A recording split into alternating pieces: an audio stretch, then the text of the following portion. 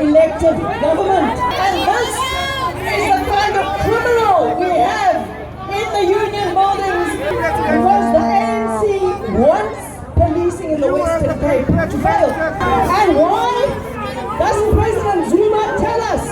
Why did he allow the gang bosses into his official residence? And if that isn't true, why hasn't Jacob Zuma denied it? This is scandal!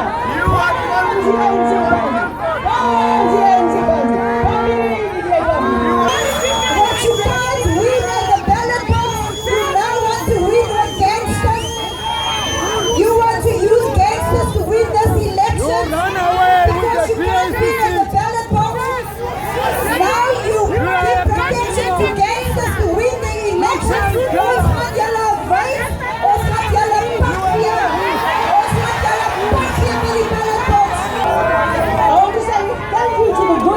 You are maintaining law and order in the Western Cape.